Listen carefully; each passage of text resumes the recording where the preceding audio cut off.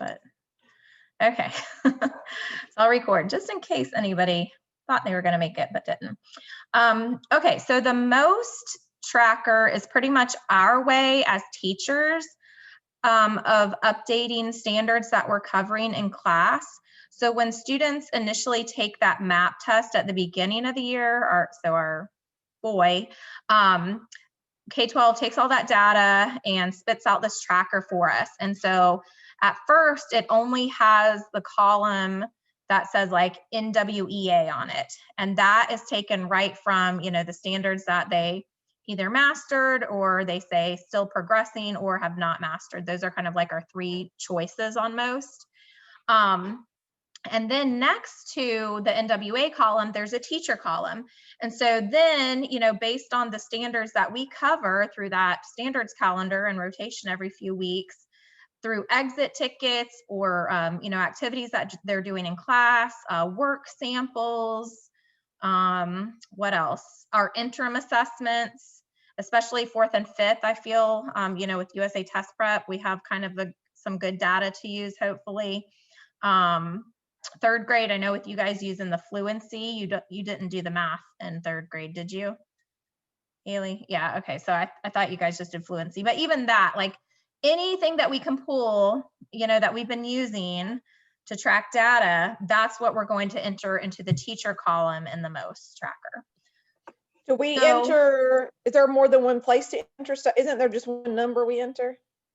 So there's 3 numbers that you enter. You either enter a -1, meaning they have not mastered it, a 0, meaning they're progressing, so they're getting there, and a 1, like a +1, that means that they've mastered it. And so on the most, we're going to see like it changes to 3 different symbols. So a -1 is a red X, a 0 is like a yellow exclamation point, and a +1 gives it a green check.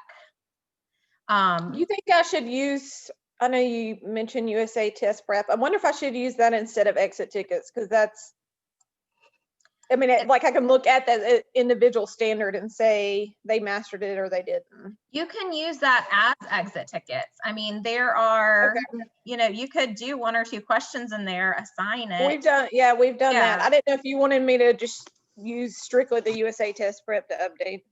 It's it's whatever is going to work best for you, but I think that's pretty good data. And the good thing about it is, that it's standards based too, for right. So that's a good thing. Okay. Can you guys see my screen? I can't tell if it's sharing or not. I can. Okay. It doesn't have my little thing around it.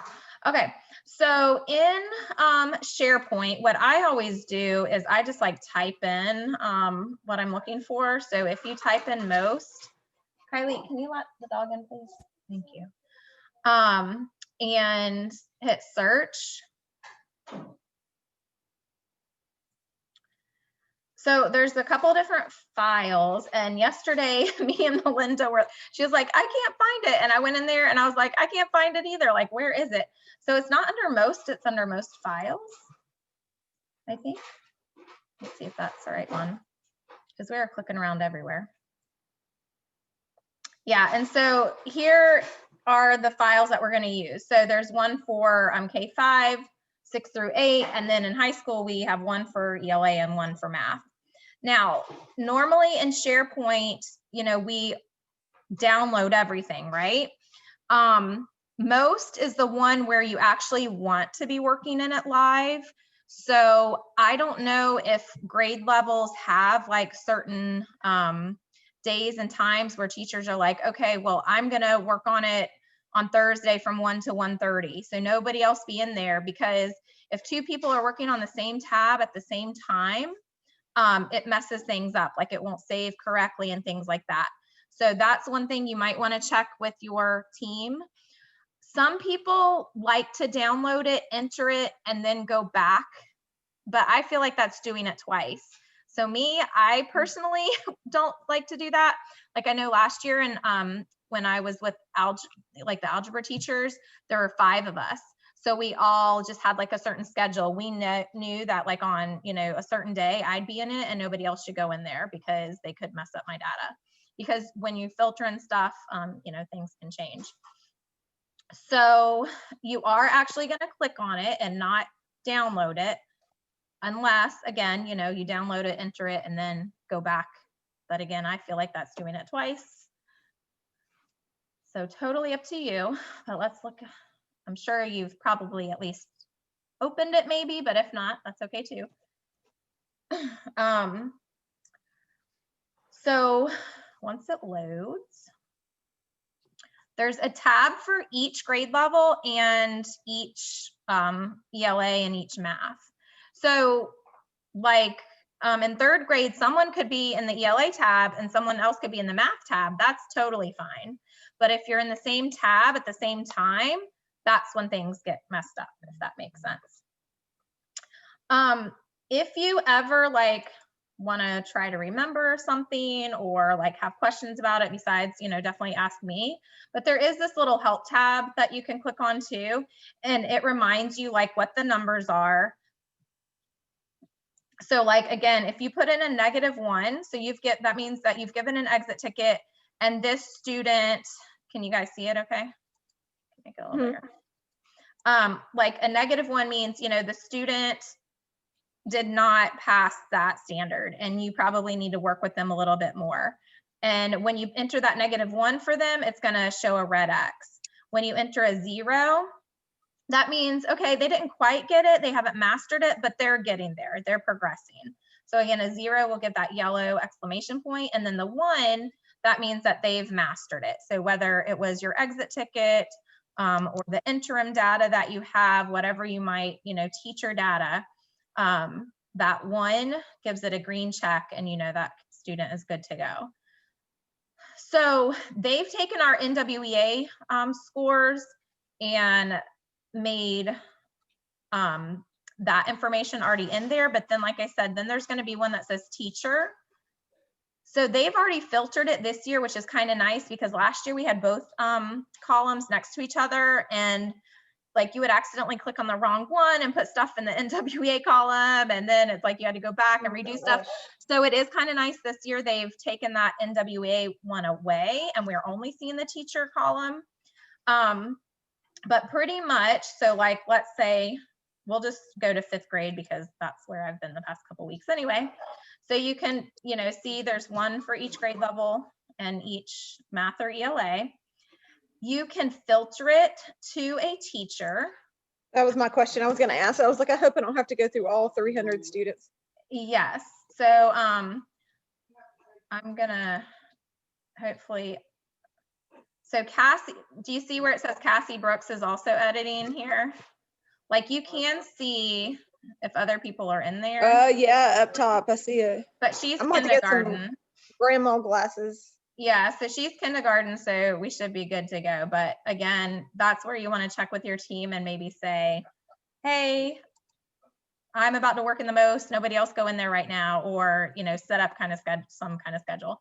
Technically, it's that Thursday time, Kelly, I know, sent a little reminder about that in the newsletter, like that 1:30 to 3 on Thursdays where we're not teaching. It's to, do your exit ticket data and update the most.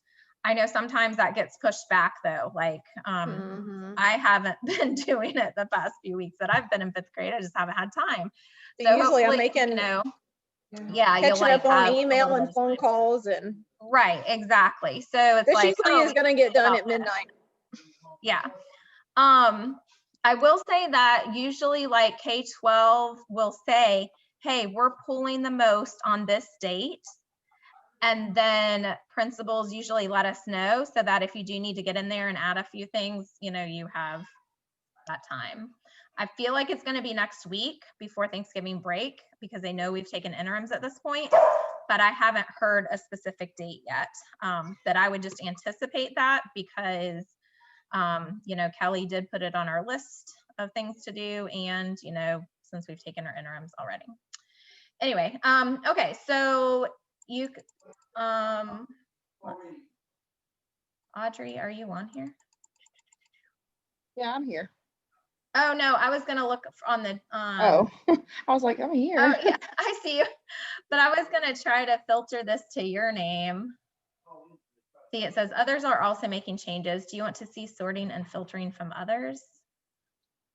See just mine. That might be an update. Okay, I don't know what that means. I don't know what all those things are. Okay, continue, whatever. What I did yesterday, I just kept clicking. Oh, it's under Beverly still. Okay, so Audrey, when you do yours, it looks like it's still under Beverly. And they don't really redo this, so that's just what you'll do for the rest of the year. Anyway, so we'll click on Beverly. And this is gonna sort for Audrey to see her students right now. If it is blank, that means that they did not do the map before this was pulled. And this was pulled on 8/26. This is when we got this tracker. So if this is blank right now, that means that these students, which I know this first one's new, AFSA. So otherwise, what you're seeing in here, so like this kid, make a line plot. Well, we haven't done that yet, even though we did cover it on the interim. Here we go. We've been working on fractions. So add, subtract, multiply, divide fractions to involve problems involving information, da, da, da, da, da. Oh, is that line plots too? Trying to find one that's not line plots.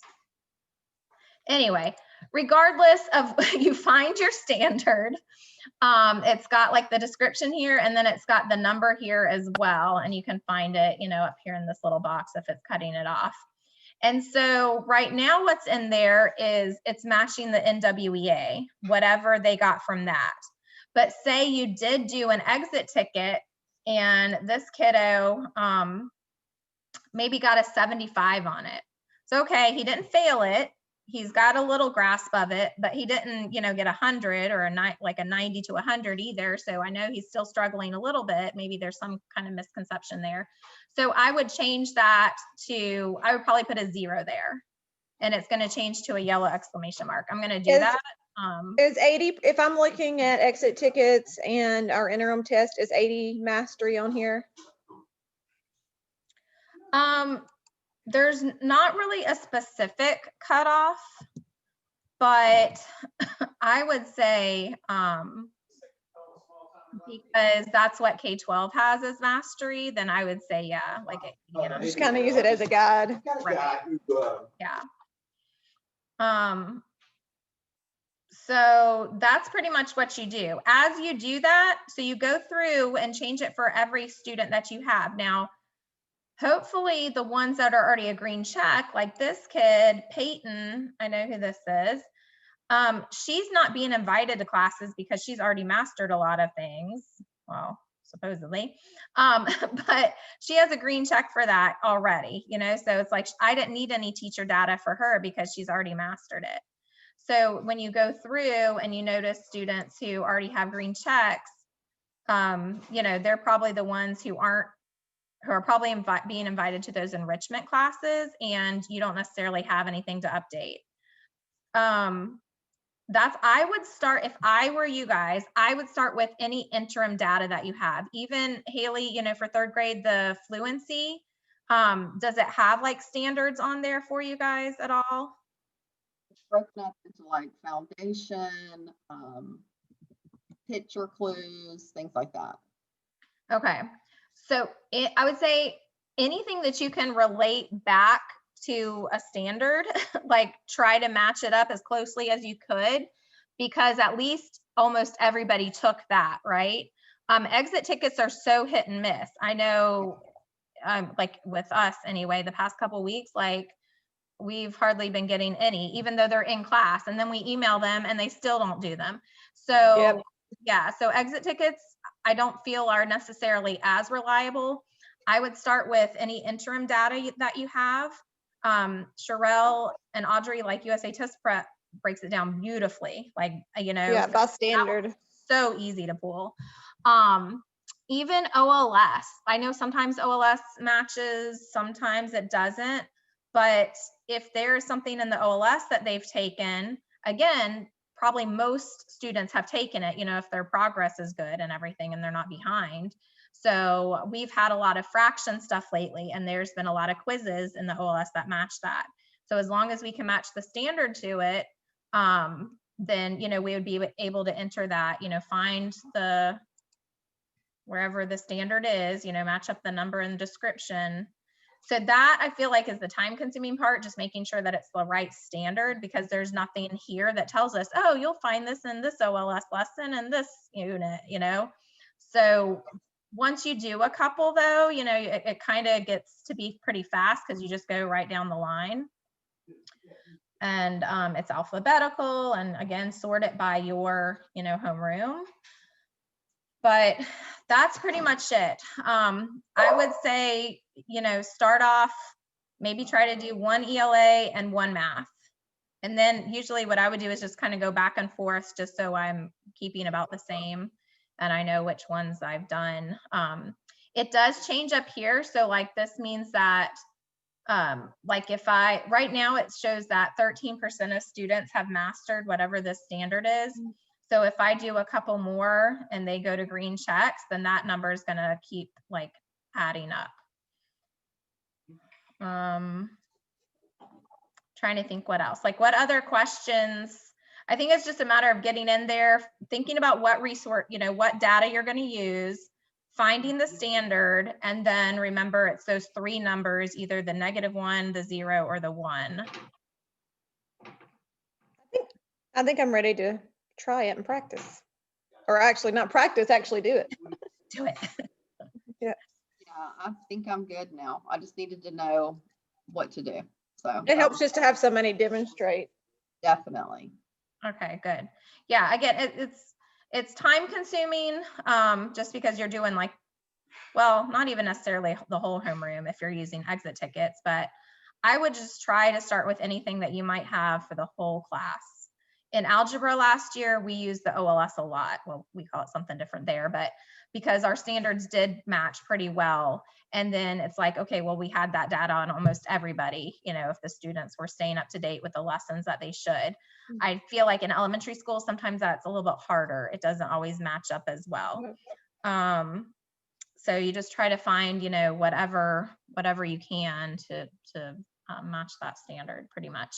If you're not already using USA Test Prep, like Sherelle, like you mentioned, I would definitely like use it once or twice a week as the Do Now or the exit tickets, because even if you're copying it into GoFormative or ClassKick or whatever you guys are using, because those are standards based, and it's got, I feel like it's, you know, the wording is there and the different tasks. Yeah, I know that my team, when I did, it's time for me to do curriculum again, so I need to pull some. But I know they did, because we're like, what was that hard question on the exit ticket? And then they're like, that was the USA Test Prep, because they all bombed it, but they need to be exposed to it. So. Yes, absolutely. Yeah, I agree. It's just Thank you, Shauna. I know you're swamped with, how much longer are you teaching 5th grade? Oh, I'm done. Audrey's got this. Oh, okay, Audrey. Okay. I love the confidence. No, we're gonna kind of be together next week, but she's pretty much taken over. So yeah. Audrey, it's very overwhelming in the beginning, and it's still overwhelming, but every week it gets a little better. So just to encourage you, because I get over, like, the first 2 weeks of training are easy. I was like, this is the easiest teaching job ever. And then all of a sudden when you start teaching and you have to do everything, it's crazy. Yeah, I was telling Shauna it was really nice when I was sitting there and I could actually like interact with the kids while she was teaching, and then like I talked for a minute. I was like, all of a sudden it was like this wall right here, like there's nobody here, nobody's responding. Like, it's harder with the 4th and 5th grade. They're just different. I taught 5th grade before here. That's all I've ever taught. I still say I teach 5th grade, and I'm like, I teach 4th grade. I have to mentally tell myself, but it's harder to engage them, the 4th and 5th graders. they don't seem too bad. Like, it's not near as bad as brick and mortar, because I just came from a 5th grade position, so We were teaching virtual for the first 9 weeks, and it was like pulling teeth to try and get them to, engage at all. So this is actually a lot better than what I'm used to. So Good. Try Okay, high I'm gonna go school. practice. Thank you, Shauna. Okay, you're welcome. Yeah, let me know like if you get in there and you think of anything else. But that's the basics. So, Okay, sounds good. Thank you. all right, you're welcome. Okay, bye. Bye.